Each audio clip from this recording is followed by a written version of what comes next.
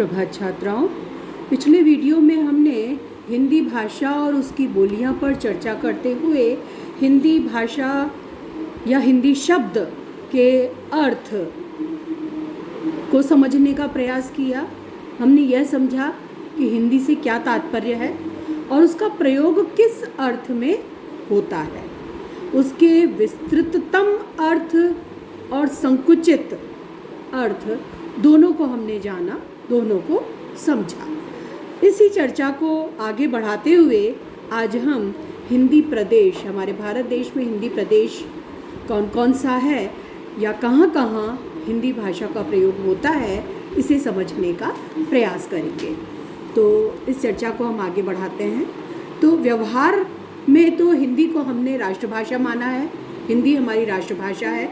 संविधान ने इसे राजभाषा माना है, किंतु देश में केंद्र से दूर के प्रदेशों के राजनीतिक लोगों के संकीर्ण स्वार्थों के कारण राज्यों द्वारा इसे मान्यता प्राप्त नहीं हो सकी है। यानी व्यावहारिक रूप में तो हम यही कहते हैं कि हिंदी हमारी राष्ट्रभाषा है। संविधान ने इसे राजभाषा का दर्जा दिया है, लेकिन हम देखते हैं कि केंद्र में और केंद्र से दूर के प्रदेशों में, देश में और केंद्र से दूर के जो प्रदेश हैं, वहाँ संकीर्ण राजनीतिक स्वार्थों के कारण इसे राज्यों द्वारा पूरी मान्यता अभी प्राप्त नहीं हुई है। इसलिए यह नहीं कहा जा सकता कि हिंदी सारे हिंद की भाषा है। राजनीतिक कारण चाहे कितने बाधक बने, लेकिन फिर भी हिंदी का विस्तार हमें पूरे देश में किसी न किसी रूप में मिल ही जाता है। मनोरंजन के साधनों यथा टेलीविज़न और सिनेमा का इसमें बहुत बड़ा योगदान है और कमोबेश पूरे देश में हिंदी समझी जाती है। मुख्यतः हिंदी मध्य देश की भाषा है, लेकिन हिंदी का मध्य देश बहुत बड़ा है। ग्रियर्सन के अनुसार पश्चिम में अंबाला, पंजाब से लेकर पूर्व में बनारस तक और उत्तर में नैनीताल की तलहटी से लेकर दक्षिण में बालाघाट, यह मध्य प्रदेश, बालाघाट जो मध्य प्रदेश में है, तक हिंदी की बोलियां बोली जाती हैं। इस मत से यह स्पष्ट हो जाता है कि ग्रियर्सन हिंदी के साथ राजस्थानी और बिहारी की बोलियों के संबंध को ठीक तरह से नहीं आंक सके हैं। उन्होंने जो राजस्थानी और बिहारी की जो बोलियां हैं, जो हिंदी की ही बोलियां हैं, उसको नहीं समझा है या उसे उन्होंने नहीं माना है।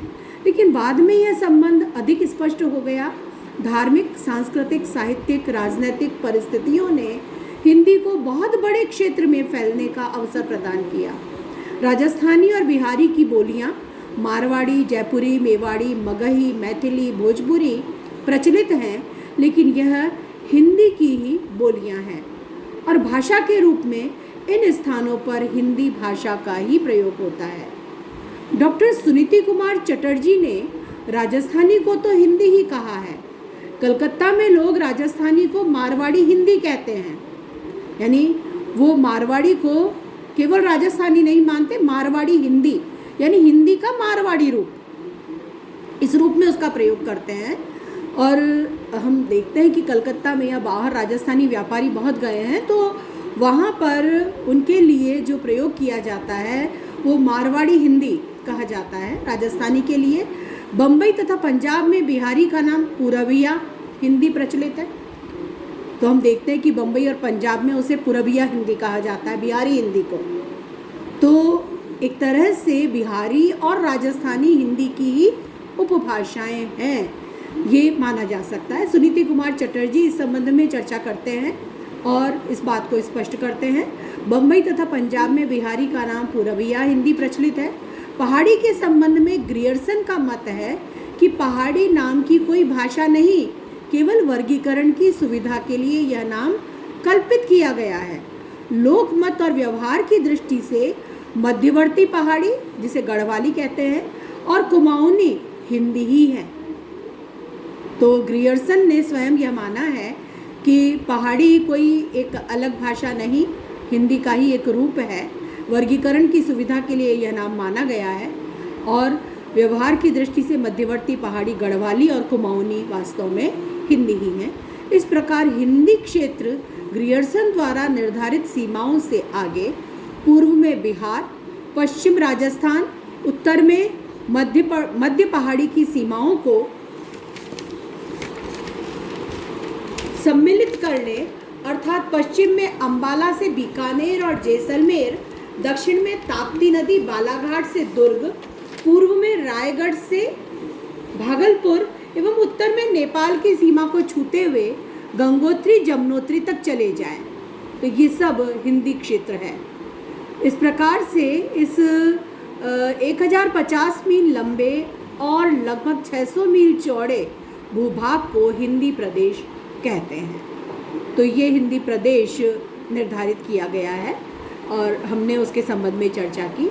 आगे हम देखते हैं हिंदी की उपभाषाएं और बोलियां। हिंदी प्रदेश को भी हमने समझ लिया, हिंदी की उपभाषाएं और बोलियां को समझने का प्रयास करेंगे।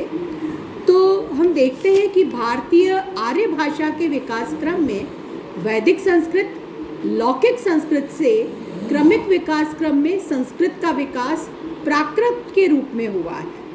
प्रारंभ में वैदिक संस्कृत थी। हमारी भाषा के विकास क्रम को जब देखते हैं तो देखते हैं कि वैदिक संस्कृत से लौकिक संस्कृत विकसित हुई है और लौकिक संस्कृत से क्रमिक विकास क्रम में संस्कृत का विकास फिर प्राकृत के रूप में हो गया। तो संस्कृत से प्राकृत विकसित हुए हैं और प्राकृत से अपभ्रंश विकसित हुए और उन अपभ्रंशों से आधुनिक भारतीय आर्य भाषाओं और उपभाषाओं का विकास हुआ है। तो हम इसको थोड़ा सा समझ लें कि किस प्रकार से संस्कृत से अपभ्रंश और संस्कृत से प्राकृत, प्राकृत से अपभ्रंश विकसित हुए और उन अपभ्रंशों से किस प्रकार से भारतीय आर्य भाषाएं विकसित हुई हैं। तो थोड़ा सा इस पर हम दृष्टि डालें तो ज़्यादा अच्छी तरह समझ सकेंगे। तो हम देखते हैं कि जो संस्कृत से प्राकृत विकसित हुए तो उन प्राकृतों के जो क्षेत्रीय रूप थे, प्राकृत अलग अलग विकसित हुए हैं क्योंकि क्षेत्र बहुत विस्तृत हो गया। तो जो लौकिक संस्कृत है उसका विकास अलग अलग क्षेत्रों में अलग अलग प्राकृत रूपों में होता है। तो शौरसेनी प्राकृत विकसित हुआ, केकय प्राकृत, टक्क प्राकृत, व्राचड़, महाराष्ट्री प्राकृत, मागधी प्राकृत और अर्धमागधी प्राकृत ये माने जाते हैं। और इन प्राकृतों से जो अपभ्रंश विकसित हुए वे भी शौरसेनी प्राकृत से शौरसेनी अपभ्रंश का विकास हुआ, केकय प्राकृत से केकय अपभ्रंश का, टक्क से टक्क अपभ्रंशी माना गया, व्राचड़ से व्राचड़ अपभ्रंश, महाराष्ट्री से महाराष्ट्री अपभ्रंशी उसे कहा जाता है। इसी प्रकार मागधी से मागधी अपभ्रंश, यानी इन प्राकृतों का स्वरूप बदला है, नाम उनका वही रहा है लेकिन प्राकृत से अपभ्रंश विकसित हो गए हैं। और अर्धमागधी प्राकृत से अर्धमागधी अपभ्रंश का विकास हुआ। इन अपभ्रंशों का विकास आधुनिक भारतीय आर्य भाषाओं के रूप में होता है। इन अलग अलग अपभ्रंशों से अलग अलग आधुनिक भारतीय आर्य भाषाएं विकसित होती हैं। हम उस पर थोड़ी दृष्टि डालें। शौरसेनी अपभ्रंश से गुजराती, राजस्थानी, पश्चिमी हिंदी और पहाड़ी का विकास हुआ। यानी शौरसेनी अपभ्रंश से गुजराती, राजस्थानी, पश्चिमी हिंदी और पहाड़ी ये आधुनिक भारतीय आर्य भाषाएं हैं, इनका विकास हुआ। केके अपभ्रंश से जो केके अपभ्रंश है उससे लहंदा जो भाषा है उसका विकास हुआ।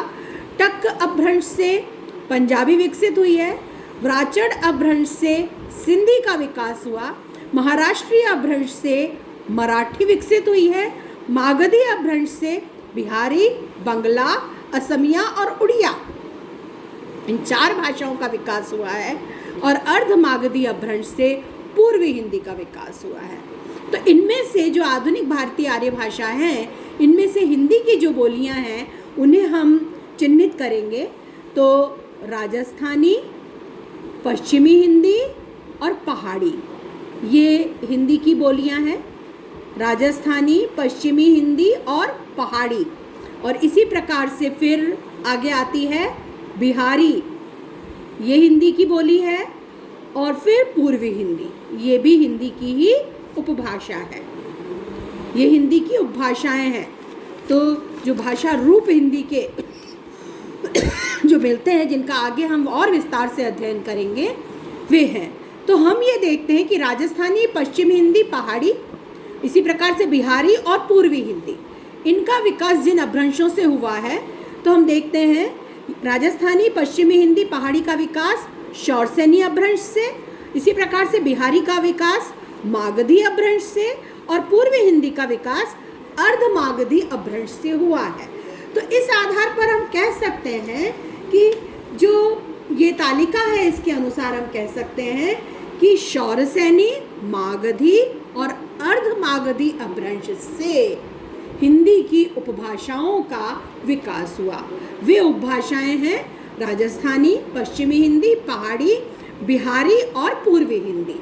ये उपभाषाएं हैं। इन उपभाषाओं का विकास शौरसेनी, मागधी और अर्धमागधी अपभ्रंश से हुआ है।